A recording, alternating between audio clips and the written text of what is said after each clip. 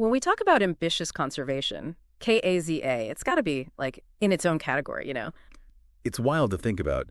This park, one protected area, bigger than Germany and Austria combined. We're diving into KAZA today, the Kavango Zambezi Transfrontier Conservation Area. And, wow, your research, you really went deep on this one. It's pretty amazing, yeah. KAZ covers a huge area, 5 countries in southern Africa, actually. Angola, Botswana, Namibia, Zambia, and Zimbabwe. The cooperation that takes, the logistics, mind-boggling. 5 countries, that's not even crossing borders anymore. It's like redrawing them, all for conservation. And this is a place with like some of the most iconic landscapes in Africa, right? That's right. You've got the Kavango Delta, wildlife paradise, Yeah. one of the biggest inland deltas anywhere. It's incredible. And of course, Victoria Falls. Have you ever been? Heard the roar of those falls in person? I have, and it really stays with you, that sound. But as amazing as those landmarks are, KAZA, it's more than that. It's the diversity, all the different types of ecosystems, you know. So it's more than just the big names, the Okavango, Victoria Falls. Exactly. You've got dry forests, salt pans that shimmer in the sun, all connected by the Zambezi River. It's like a reminder. Even in the famous parks, the well-known places, there are always hidden gems. Your research mentioned, was it 3,000 plant species? Over 3,000. And 600 bird species. At least. That's incredible. It really shows you why these large-scale conservation projects are so important. KAZA protects vital habitat for so many species. And a lot of them, they need all these different ecosystems connected to survive. Like the Sitatunga, for example. Sitatunga. Yeah, it's a type of antelope. They had these long, splayed hooves, perfect for moving through swamps and wetlands. So they're like natural snowshoes. Exactly. Speaking of adaptations, you mentioned sable antelope in your notes. Oh, yeah. Those horns are something else. Are they mostly for defense? Well, the males and females, they both have those big horns, curving backwards, sometimes all the way to their rumps. And yeah, they use them for defense, definitely. But they're also important for dominance within the herd and, of course, attracting a mate.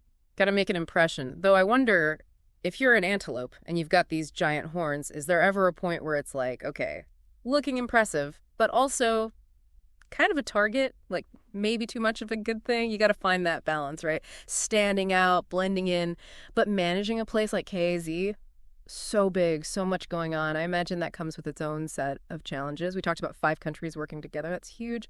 But what about other things? Poaching, for example. Poaching, yeah, it's a constant threat to conservation everywhere, really. And KAZ is no different. It's a complex issue.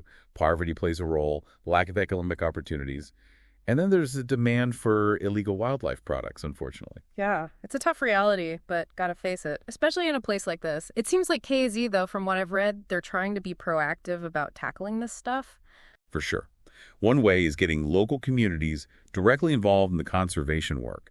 They have this thing, the Transboundary Natural Resources Management Forum. It brings everyone to the table.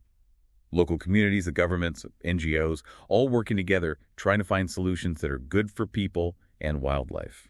It's a different approach, right? Not just saying keep out to the people who live there, but actually realizing they're key to making it work. Yeah, exactly. It's about finding that balance. You want to protect the wildlife, obviously, but not at the cost of people's lives and livelihoods. Sustainable development, that's the goal. Yeah. And this kind of leads into another interesting thing about KAZA. The Univisa. Right, the Univisa. I saw that in your notes. So for people who aren't familiar, it's this idea, make it easier for tourists to travel all through KAZA, right? Exactly. So instead of separate visas for every country, you just get one for the whole region. Yeah. Makes it simpler, hopefully encourages people to stay longer, and in the end, brings in more tourism revenue for everyone. The potential is really huge. Sounds like a win-win. Tourists have it easier, it's more affordable, and the KAZ countries benefit. Where do the challenges come in then? Well, think about it. You've got 5 different countries, each with their own way of doing things, their own priorities. Yeah. Getting them all on the same page for something as complicated as a unified visa, not easy. Implementation, that's been the biggest hurdle from what I've read. There were some technical problems when they first tried to roll it out, especially with the electronic visa system. I can imagine. These things never go perfectly smoothly, especially at that scale. Are those problems all sorted out now? It seems like Zambia and Zimbabwe have made some real progress. They actually relaunched the Univisa for travel between their borders recently. That's great. Yeah, really positive. So even with the hiccups at the start, sounds like there's still momentum. What do you think needs to happen for it to really work long term, though, for it to include all 5 KAZA countries? Well, they need to keep talking to each other, all 5 countries. That's the biggest thing. They got to be committed to making it work. And then sort out the rest of the technical stuff, make it easy for people to apply, and make sure the benefits of more tourism are spread out, that it's fair for everyone in the region. But Zambia and Zimbabwe relaunching their part of it, that's a big step. It's promising, for sure. Not just for KAZA even, but for this whole idea of transboundary conservation.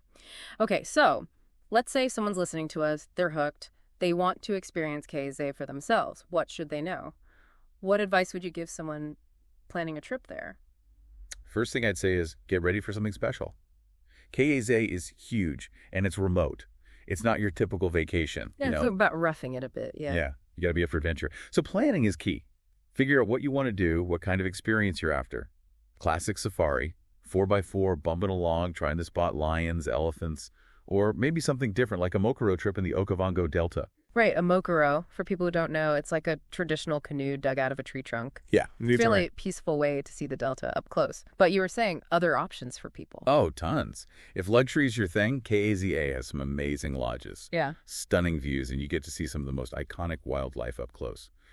But no matter what, research is important. Plan ahead. Be prepared, right? Speaking of which, any parks in KAZ, any particular areas that stand out to you that our listeners should check out? Oh, man, that's like picking a favorite. Every park has something special. Chobe National Park in Botswana. It's famous for its elephants. I've seen photos. It's incredible. Herds and herds of them. Then you've got Kafu National Park in Zambia. It's one of the largest in all of Africa. And if you really want to get off the beaten track, there's Sioma Ngwezi National Park, also in Zambia. Remote, wild. That's the real untouched beauty of KAZ. It really is amazing, the diversity. But I imagine with a park this massive, so much to see, it'd be easy to get caught up in it all, the excitement of being there. What about just, respecting the environment? Any advice for people, especially if it's their first time in a place like KAZ? Oh, for sure. It's easy to forget, but we're just visitors, right? It's the animal's home. Talk to your doctor before you go. Yeah. Make sure you've got all the right vaccinations, all that. And always, always listen to your guides, the park rangers, whoever's in charge. They know what they're talking about. Safety first.